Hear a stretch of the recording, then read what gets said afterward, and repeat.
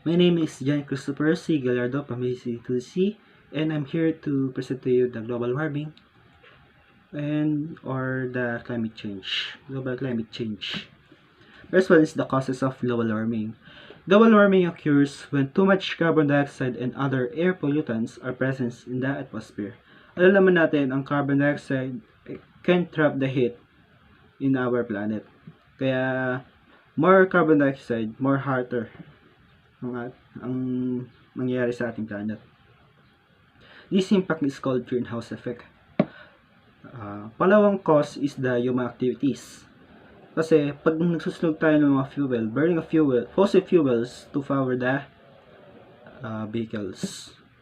Lalo na kapag yung activities is deforestation, dahil dito, ang carbon dioxide is dumadami. Impact. Because of human activities, there are sudden change on global temperature. The effects of this sudden change is very intense of droughts and storms, sudden change of weather patterns, tropical and insect-borne. All of this can affect and can be disaster to us.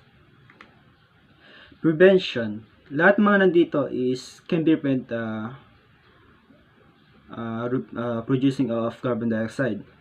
Is switch to renewable sources of energy to power our homes and buildings, thus emitting far less heat, trapping gases into the atmosphere. Pangalawa, drive electric wheels to reduce burning fossil fuels. Pangatlo, insulate our homes and buildings and by replacing old model failing appliances with more energy efficient models. Invest on commercial services such as planting or carbon capture and storage techniques. Where practical, we can support more local business that use and promote sustainable, climate-smart practices such as those listed above. At panguli is consider placing an upper limit of the amount of carbon dioxide we will allow ourselves to emit into the atmosphere within a given time frame. Global medication. In 2016, nearly 400 institutional investors, which collectively manage over 24 trillion in dollar assets, also wrote in support of the Paris Agreement, encouraging governments to expand low carbon fuel sources, establish carbon prices, and eliminate fossil fuel subsidies. As of August 2020, 189 have ratified the Paris Agreement. The parties agreed to limit global warming to well below 2 degrees Celsius this century. Statistical data on climate change. According to NASA data, 2016 and 2020 are tied for the warmest year since 1830. Continuing a long-term trend of rising global temperatures, the 10 warmest years in the 141-year record have occurred since 2005, within the 7 most recent years being the warmest. Natapos na tayo sa global climate change at ito na tayo ngayon sa solid waste management.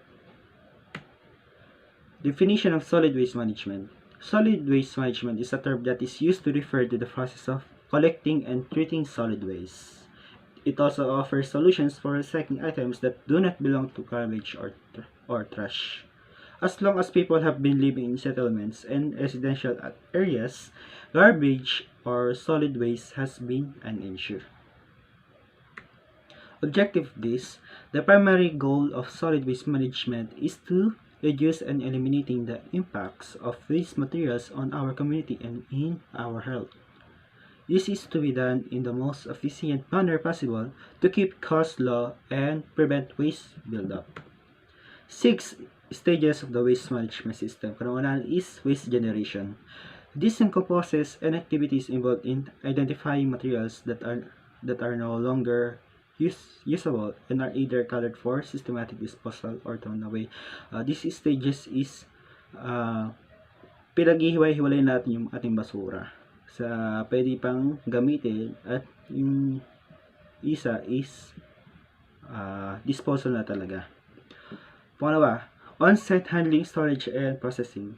This relates to activities at the point of waste generation, which facilitate easier collection. Example, waste bin are placed at sites that generate sufficient waste. Pangatlo, waste collection. A crucial phase of waste management. This includes activities such as placing waste collection bins, collecting waste from those bins, and accumulating trash in the location where the collection vehicle are emptied. Pangapat, waste transfer and transport. These are the activities involved in moving waste from the local waste collection locations to the regional waste disposal site in large waste transport vehicles. Recycling and recovery. These refer to the facilities, equipment, and techniques employed to recover reusable or recyclable materials from the waste stream and to improve the effectiveness of other functional elements of waste management. Disposal. The final of waste management, it involves the activities aimed at the systematic disposal of waste materials in locations such as landfills or waste-to-energy facilities. Recyclable materials. Example, it is the many kind of glass, paper, cardboard, metal, plastic, tires, textiles, batteries, electronics. Non-recyclable materials. Example is the plastic bags are recyclables inside plastic bags, takeaway coffee cups, disposable nappies, garden waste, polystyrene or foam, bubble wrap, sidings or medical waste, dead animals, oils, ceramics, ovenware, or light bulbs. Benefits of recycling. Kanunan is reducing the amount of waste sent to the landfills and incinerations. Pangalawa, conserve natural resources such as timber, water, and minerals. Pangatlo, increase economic security by tapping a domestic source of materials. Pangapat, prevent pollution by reducing the need to collect new raw materials. Panlima, saves energy. Pang-anim, support manufacturing and conserves valuable resources. At panguli is helps create jobs in the recycling and manufacturing industries. Philippine government. The Philippines has endeavored to improve its management of solid waste through the passage of Republic Act 9003 or the Ecological Solid Waste Management Act that provides for a systematic, comprehensive, and ecological waste management program to ensure the protection of public health and the environment. It mandates the Bureau to provide Secretariat support to the National Solid Waste Management Commission in the implementation of the solid waste management plans and prescribes policies to achieve the objectives of the National Ecology Center that is in charge of information, dissemination, consultation, education, and training of various local government units on ecological waste management. So, ngayon, natapos na tayo sa soil waste management. Soil waste management. Nandito tayo ngayon sa flood control. Ways to control floods. Kanunan is the flood tunnel. Flood tunnels are a component of a flood management system usually found in built-up urban areas where there is no space for surface canals or stormwater channels. Makikita mo sa picture na to yung flood tunnel. Diversion canal. Ang diversion canal is parang gumagawa ka ng isang way, daanan ng tubig. At ito yung susundan ng tubig. Ayun yung ibig sabihin ng diversion channel. River dredging. Pag sabing dredging, ito yung removal ng mga sediments in the bottom of the river, lakes, harbors, and the other water bodies.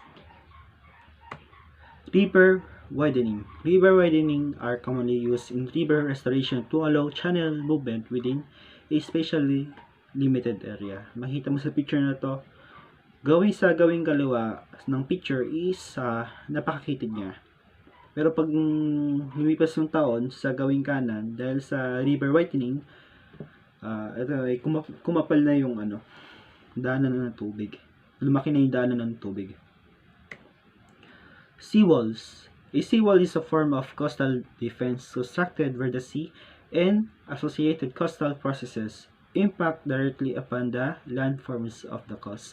The purpose of this seawall is to protect areas of human habitation, conservation, and leisure activities from the action of tides, waves, or tsunamis. Flood walls.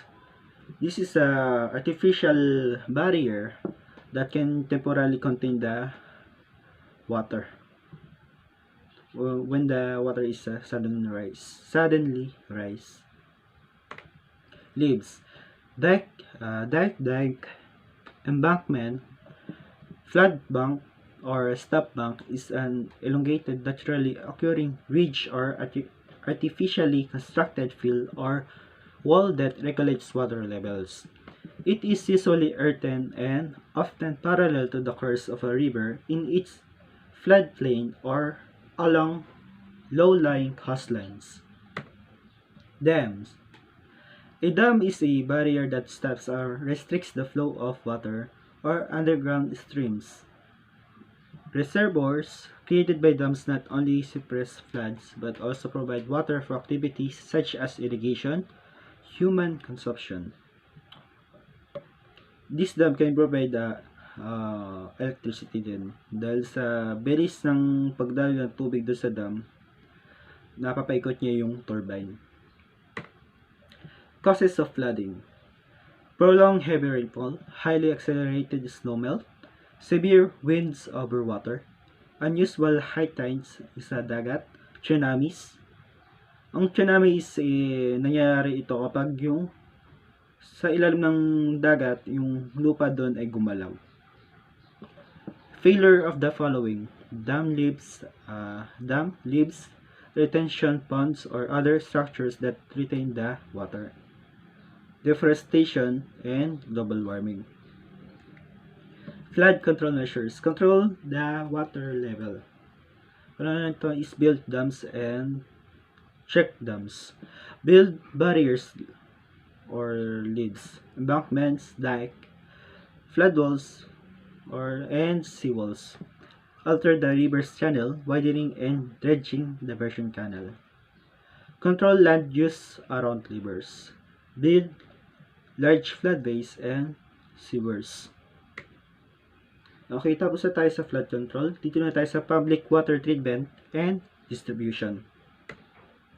Stages of public water distribution. Kanan dito is collection, screening and straining, coagulation and flocculation, sedimentation and clarification, filtration, disinfection, storage, and lastly is the distribution. Collection. Community water system obtain water from the two sources. Ito yung nagkakaroon sa surface water and the groundwater. Pag sinabing surface water is the water that collects on the ground or in a stream, river, lake, reservoir, or ocean. Pag sinabing mo naman groundwater, it is obtained by drilling wells. Ngayon, kapag yung dalawa na to ay pinagsama, ibig sabihin mo, pinag-blending mo yung groundwater and the surface water. Ngayon, yung quality ito, ang quality ng tubig na darating is napaka-improving. Sources of water. Aquifers o tinatawag na groundwater. Primary source of drinking water. Porous, consolidated rock or unconsolidated soil. Groundwater fills space. Wells and pumps used to remove water. Sa surface water, lakes, reservoirs, rivers. Pangalawa is rivers dam to create reservoirs. Pangatlo is reservoirs store water during heavy rain or snow. Pangalawang stage is the screening and straining. The first process of conventional water treatment is to screen or strain. Kasi, pag kumuha ka ng source of water, syempre, may mga large items na pwede maging stock sa mga water pump. Katulad dito yung mga log, fish, something like that. Then, this is often accomplished by using a large metal screen, often called bar screen. Makita mo sa picture na to yung bar screen. Coagulation or flocculation. This process involved adding iron or aluminum salts. Bakit nag-add tayo ng iron and aluminum salts? Kasi yung mga small particles ay dahil dito yung mga small particles ay nagsasama-sama. Kaya nagiging large particles na sila. Ito yung example of coagulation. Sedimentation and clarification. In this process, yung daloy ng water is napaka-slow talaga. Dahil sa slowly movement of the water, yung mga flock o sabi natin ng mga large particles ay napupunta sa baba ng sedimentation tank. Kasi yung large particles na to napakabigat talaga. Mabibigat sila na particle, kaya bababa talaga sila. Ito yung example of sedimentation. Filtration. Clarified water enters the filters from the top. Gravity pulls the water down through the filters where it is collected in the drain system at the bottom of the unit. There are many different types of materials used in filters. The most common is sand and gravel. Many conventional plants are now using granular activated carbon as the media of choice because it is not only provides excellent mechanical filtration or particulate matter but also removes organic compounds which can cause taste and other problems. This is the example of filtration. Disinfection. In this process, after the water getting filtrated, the next is to disinfect the water because of the viruses and bacteria on the water remaining on the water. The most common of the disinfection process used is chlorination o paglalagay ng chlorine. Dahil sa paglalagay ng chlorine, kapag nadamihan ka ng paglalagay ng chlorine is pwede mag-cause ito ng taste and other problems when delivered to the customer. At kapag naman kakaunti lang nailagay mo na chlorine is yung mga microorganisms and bacteria is hindi lahat sila mamamatay. This is the example of disinfection. Storage. Once the disinfection is complete, the water is stored. Storage is usually takes place in underground storage called storage tank called a clear well, and also there are storage visible around town.